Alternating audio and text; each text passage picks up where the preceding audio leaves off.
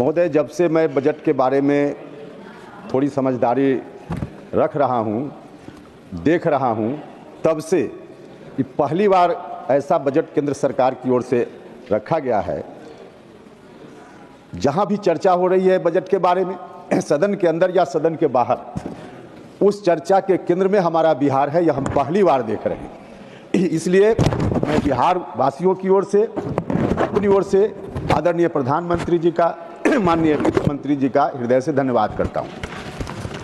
महोदय, इन लोगों ने तो हमेशा अन्याय ही किया बिहार के साथ। आज़ादी के पहले से बिहार के साथ अन्याय हुआ, बाद में इनको मौका मिला, इन लोगों ने अन्याय ही अन्याय किया। जब से नरेंद्र मोदी जी के नेतृत्व में देश में सरकार आई है, तब से हम सब लोगों की अपेक्षा, बिहार के लोगों की अपेक्षा थी कि बिहार को न्याय मिलेगा। निश्चित रूप से इस बजट के माध्यम से और इसके पहले भी जो बजट आया था उसके माध्यम से केंद्र की सरकार ने बिहार के साथ न्याय किया है। इसलिए हम इस बजट का धन्यवाद करते हैं। महोदय,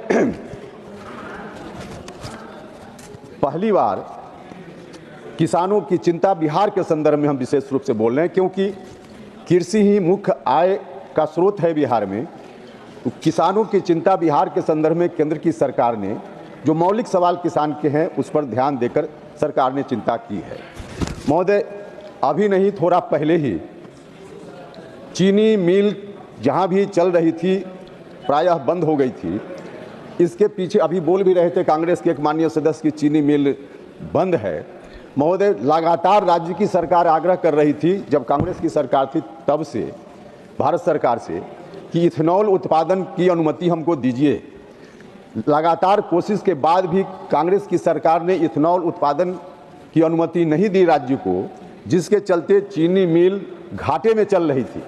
लेकिन हमारी सरकार, आदरणीय नरेंद्र मोदी जी के नेतृत्व की सरकार ने बिहार को इथेनॉल के उत्पादन की अनुमति दे दी, और इसका परिणाम है कि वहाँ जो कृषि उत्पाद पर आधारित उद्योग, उसकी स्थापना शुरू हो गई है।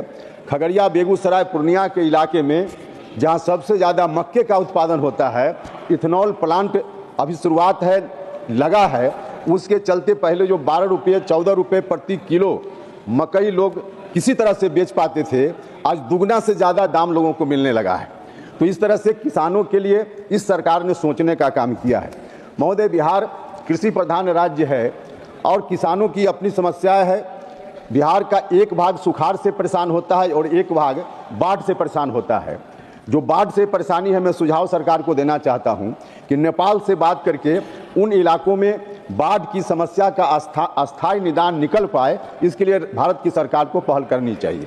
महोदय, जो सुखाड़ वाला इलाका है, शाहबाद का इलाका, मगध का इलाका, गंगा के उत्तर वाला जो इलाका है, उसमें अगर वर्षा ठीक से नहीं होती है तो सुखाड़ की स्थिति बनती है। अंग्रेजी राज में उस समय का बना हुआ नहर प्रणाली है, जहां से सिंचाई का काम कुछ हो जाता है, लेकिन जितनी सिंचाई हो सकती थी, जितनी उनकी क्षमता थी, उस क्षमता में ह्रास हुआ है धीरे धीरे, क्योंकि सोन नदी से पानी उसमें नहर में जाता है, और जो पानी जाता है सोन में इस तरह से गाद भर गया है, उसकी उड़ाही की जरूरत है, उसकी आधुनिकीकरण का प्रस्ताव है।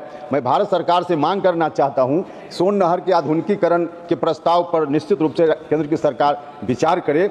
महोदय, एक उसी सोन नदी में पानी के बहाव को तेज करने के लिए, क्योंकि पानी कम आ रहा है, मैं समाप्त करता हूं, तो उसमें पानी का बहाव कम हो रहा है, इसके लिए अभी नहीं, लगभग 30-35 साल पहले डैम बनाने की एक योजना, इंद्रपुरी जलाशय जिसका नाम है, उसको बनाने की योजना का शिलान्यास हुआ, लेकिन अभी तक नहीं बन पाया। नहीं बनने के पीछे क्योंकि कई राज्यों से यह मामला जुड़ा हुआ है, बिहार, झारखंड, उत्तर प्रदेश, इन राज्यों से जुड़ा हुआ मामला है। इसमें भी क्योंकि एक राज्य नहीं कई राज्य जुड़े हुए हैं, तो केंद्र सरकार से हमारी अपेक्षा है कि इन राज्यों से जुड़ी हुई जो यह समस्या है, इसके लिए पहल राज्य की सरकार करे और इंद्रपुरी जलाशय योजना को पूरा कराए, ताकि सिंचाई का काम आगे बढ़ पाए। आपने समय दिया, बहुत बहुत धन्यवाद।